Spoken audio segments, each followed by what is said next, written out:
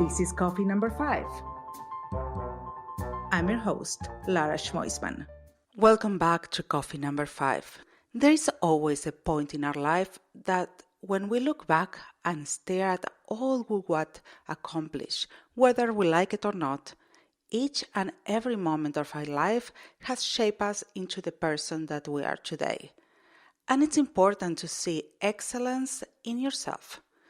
Today, in coffee number 5, we're joined by Forbes Riley, award-winning TV host, author, motivational speaker, and entrepreneur. Forbes was voted the top 20 most inspiring people on television. Her role as a sought-after spokesperson, broadcast journalist, and success results coach to celebrities, sales teams, and CEOs.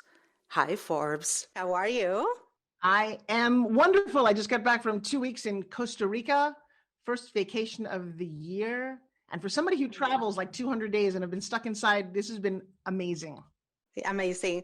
And you know what? I'm so happy you're here because you embrace something that I'm a true believer, that life needs to be sexy. And you need to feel sexy. And thinking is sexy. And you are all that. And you look and you think and you make it happen in a sexy way. You know, it's very funny that you pick on that word. Many years ago, I would think I was in my 30s, and they were talking about having it all. And back then, all was 2.5 kids, a husband who had a nice job and a steady whatever. And I remember thinking, I don't have that, so I don't have it all. And I got very upset. And then one day I had this moment and I thought, ooh, what if I turned all on its side and went ALL and called it a loving life? I have that. And so now I can say I have it all. And I started redefining words. One of the words was sexy, because I used to say it all the time. My daughter, she was little, she's like, Mommy, that's so weird. Everything is sexy with you. And I said, no, let me explain. SEXY is seeing excellence in yourself. And to me, that is what sexy is finding your personal sense of what you want. You know, it's also let me tell you, I went down to South America and I did a couple of infomercials in Colombia. Funny thing about you Latino women, let me tell you something. They threw my head back, put makeup on, and I'm like, oh my God, I'm like the sexiest, I'm like, wow. And I think one of the things they reminded me, and I don't know what it is about cultural, but I have never felt so like, I was like, American makeup artists never make me look like this. And now all of a sudden I am enjoying this Raquel Welch kind of Sophie. Do you know Raquel Welch and Sophia Loren are in their late 70s? Oh my God. Well, you're talking about divas. I mean, they are goddess, those women, and they never were afraid to be who they are. We live in a society right now that they want us in a box, and I refuse to be in that box. Do you have great parents? Is that how you ended up not being in a box? If I have great parents, no, I have myself. Really? That's interesting. Yeah. So what age did you end up on your own? Well, no, I mean, I have my parents and I love them. I have the greatest family ever, but... Hang on a second. Okay, so some of the work that I do now, I do a lot of coaching. And one of the things I teach is a breakthrough training. Are your parents married? Still married? Yeah. Okay, so that was the question. We are who we are. We got to step up. When your parents show love in the household, it creates a different sense of stability. And I have a feeling your mom and dad probably looked at you and told you that you were special. Yes? Yeah, sometimes. Okay. So mine did too. Now, not that I don't have all kind of other issues, but a lot of the people who I end up talking to never, ever had that at all in their life. And so it allows us to just see a glimmer of hope. My parents were married for 40 years. They died within a year of each other. They loved each other very much. They had their own issues. It's not that nothing was perfect, but I didn't understand until I was in my 40s that dads could drink and hit kids and that sexual molestation was a thing. And we're dealing with a lot of people who were hurt so long ago and they've covered it up and they don't actually know how to deal with it either. And that's a lot of the work that I've been focusing on. And that's incredible. And I have a very similar situation. Yeah. And I still have a very healthy relationship with my family and it's amazing. But also I know that at some point you need to become yourself. You cannot be part of that family forever and let people to protect you. And I don't believe in telling my kids, teenagers, everything they do is perfect. Oh, okay. No, okay. Let's not misconstrue this at all. No. Or everything that they do. I hate the parents that they say, bravo, everything that they do is perfect. No, it's okay to say it's just all right. because we don't fall in love with the perfect person. We fall in love with imperfections. And that's what it makes us unique. Very, very interesting. When did you move to this country? I'm going to keep asking you questions because I'm intrigued. Yeah, that's fine. 22 years ago. All right. And why did you come here? To learn English. I didn't speak a word. Yo hablo español porque yo vivo en México por 10 años. Yo trabajo por Club Med. ¿Tú conoces Club Med? Por supuesto. There you go. All right. So that's what I did in my 20s. I traveled all around the world doing stand-up comedy and performing at Club Med. I love the world, and I was in between jobs, so I want to learn English. I thought it would be useful for me. And then I came, and as soon as I was here, I started getting calls and I started getting work. So I was there working and learning English at the same time. So I ended up being self-taught. I've been speaking English most of my life and I'm still learning. Absolutely. But the accent is not going away. Well, you know what? Actually, my original accent comes from New York. So I grew up talking like this. This is from, and I got it. Now, as soon as you do this, you want to talk about having coffee? Oh my God. That's all we did when I was growing up. We played cards, we had coffee. And then I learned that particular accent wasn't very nice, very ladylike. And so I became an expert when it came to accents. Well, that served you well being in television so much. Yes, it made good for being an actress. Yeah, so you've been an actress, you've been a host, and a personal trainer, a coach. Like I always say, I've been there, I have done that, and I believe that everything I did and all those opportunities that in a resume makes me look like I did a little bit of everything. Accumulating all that knowledge, it took me someplace else. Do you feel that happened to you? Let me tell you something. I think it's everything. My son turned to me, I think he was about 9 years old, and he had a really sad face on. I guess his cousin had gotten to the Junior Olympics for swimming. And he's like, Mommy, I'm not good at anything. I'm just not good at anything. And I said, isn't that interesting? I said, that's the way I raised you. I don't want you to be great at anything. I want you to be good at a lot of things. He's like, what are you talking about? I said, I've already lived this good portion of my life. And here's what I know. Is that the kids who spent all the time in pool at 5 a.m. in the morning and became great swimmers, how does that help you when you're 30 years old? Here's what I want you to know, my son. At that point, even by that age, you can snow ski and water ski, and you know how to roller skate. We go roller skating every Sunday. You can play a couple of songs on the piano. You're not great. That's okay. You know how to cook some food. You know how to play baseball, a little bit of golf, a little bit of football. Baby, you are the most well-rounded kid because that was by design. You can bowl. I can go down the list of things that he actually knows how to. You can fire a gun. You can fire a bow and arrow. I'm the same way. This way you can live life. It's all about, and we talk about this with a lot of my guests and with my team, it's about leadership. It's about knowing how to be a leader, but it's a big responsibility. Being a leader is also being a mentor because it's your responsibility to give back. This is a little different. This is about you not having just one job in your entire life, but understanding what life is. So I said to him, life is all of these things. Life is when you get together with your friends and they want to go skiing for a weekend. I didn't learn to ski until I was 30 years old. My parents couldn't afford it. And I just decided one day that I actually said, I'm a big manifester and I think you are too. I said to the universe, I said, I want to ski. And I'd been a Broadway dancer before that. And dancers are not supposed to ski because you could break a leg. And with that, I opened the newspaper and there was an ad for a thing called Ski View. This company was putting up billboards on lift towers. And I went into the audition, the meeting, and he said, you know how to ski? I'm like, I've been skiing all my life. Next, and I totally lied. I call this fake it till you make it, or build the illusion to achieve the dream. And then he said, well, I want somebody who can do comedy and this and that. I said, well, they hired me on the spot. And then I was like, oh, shoot. Then I booked a trip to Colorado and for 2 weeks, booked myself into a ski school. And next thing you know, I could ski Blue Hills just fine. And I did that job for 10 years. You know, you make me laugh because you say the same phrases that I say. Like, I'm a big believer about fake it until you make it. Big believer. If you don't take those risks, they're never going to happen to you. But the reason I was talking about leadership before, and I think you have this quality too, because you all have an amazing group of people around you that you're leading them with strength and with conviction, but also with vulnerability. And that's so important. But when I always try to talk to my team is that you were brought to this company because you have another value to the company. But that doesn't mean that you cannot grow here or you cannot learn another skill.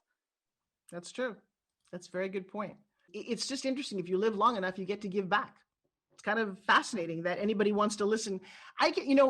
Maybe you're the same way, but I certainly struggled. I'm a loner by nature. So I don't mind being alone. I traveled to Europe for 6 months on my own with a backpack. Oh my God, I found my twin. And I think if you're good with that, then you don't go searching every Friday and Saturday night to find the bar or hanging out. Parties are okay, but I'm very happy doing my thing, and I always have been. And so I love the way I live my life. I think it's great. And I'm lucky enough to find a partner who is also, so we kind of hang out alone, but it's nice. You don't have to always try and prove yourself to people. Yeah, I mean, I tried to do that in high school, and I hated high school. And it's just, I don't do the clicky. I don't need anything. I mean, I love my friends, but I need my space. I'm not of those that I always need to be on the phone. I just can't. Because you're probably a lot like me. There's a TED talk called The Extroverted Introvert. Mm-hmm. I thought, well, that's interesting, because I can get on stage in front of 10,000 people and talk, and in a party, I like being the center of attention, but then just leave me alone. And that's one of the traits of this particular kind of introvert, is that you don't like small talk. I was like, I hate small talk. There you go. We are the same. That's exactly what we are. But at the same time, I can go into a line, and I will always come back with a friend. Okay, we are the same. There you go. Yes, and they ask me, but why? What did you know about them? And it's like, I like to listen to people. People love to talk about themselves, and I love to listen to their stories. So I don't mind. That's very funny. Well, I grew up as a magician. I have some very odd things in my head that make me definitely different from most people I've ever met, because I know at parties I can do magic tricks for days. And people are like, how do you know all that? I'm like, because my dad was a magician and that's what I would do. And then I realized I like to be told that I'm amazing. It's weird. And I created my fitness product. And you know what I do? Especially in a sauna. Can you imagine we're all sitting in a sauna, pretty much naked, women, right? Yeah. And I've got this, and it sells for $40. I've sold a couple of million of these, but I would look at you and I would go, hey, Lara, do you want to see something cool? And what do you say? Absolutely. If you can get a yes from somebody as an entrepreneur, you win. Then I'm going to say, girlfriend, give me your thumbs. Put your thumbs up. Now, isn't that funny? You're in California and you still put your thumbs up, even though I can't do anything with them, but that's an embedded command. And then I would put this on there and you would start to do this. And I'll tell you what, after about 10 seconds, you get a little warm and you're like, oh man, this thing is sitting. That's like, and I will make sales even online at a grocery store. I will make sales sitting, having lunch on an airplane. One of the things that I did with this, I've been in the health and fitness industry for a very, very long time, but I'm not in it like most people. Like my fiance, 3-time world champion bodybuilder. Yay for him, loves the gym. Me, I grew up as a dancer with very big chunky thighs, always bullied. And my mom was 260 pounds my whole life. Fast food came out when I was a little kid, and we had enough horrific things happen in our world. My dad was in a terrible accident. My mom was held up at gunpoint, that I think led to her psychological issues. And one day I was in my 20s and I bought her a year-long membership to a gym. I got her to the front door of the gym and I said, let's go in. And she's like, I can't. I'm like, yes, you can, Mom. Come on, let's go. You have a membership. She's like, I can't. What do you mean you can't? And then she burst out crying. And she said, look, I don't want to go in. I don't feel good about myself. I don't want to wear this kind of clothes. I don't want people to make me feel conscious about myself. And she left. And I remember at that moment thinking, what do I do? What do I get to do here? And it was like the universe tapping me on the shoulder and said, people like her who you love are stuck at home. They're afraid. How do you get to them? And that's what I discovered between infomercials and home shopping, that portable products like this that they can do in their own house, and a psychological twisting and conversation about food. Because I created a journal for what you eat and what's eating you. And I would always eat out of psychological depression. I was on Broadway with Christopher Reeve from Superman. At 11:30 at night, I'd come home and all I would do is stand in front of the refrigerator and eat, because I was alone. So even though I was happy, I was still sad because I wanted to be in love. Who knows? But I will tell you, a lot has ironed out for me. I love the fact that I just turned 60, which I can't even comprehend what that word means. I look at my mom, about 15 years younger than me, and she looks about 15 years older than me. Same here. Absolutely same here. And also, I mean, you just said something that reminds me, I had my first degrees in screenwriting, and I had one of my teachers, I think she invented telenovelas. Her name was Maria Andres, and I had the honor to be taught by her. And she explained something to me that I will never forget. And it's when you read a story, and this happened in the story of the life of anyone, there is always a moment of change. But it's not the moment of change itself in a story that it will change the story. It's the moment previous when the penny drops and you comprehend when things happen. And that's what makes you change. They say there's two amazing moments in your life: the moment you're born and the moment you figure out why you were born. Yeah. So it's about understanding why you need to change, and then the rest is an action. Interesting. So how did you come to all of this wisdom, my girl? What are you doing with all of this?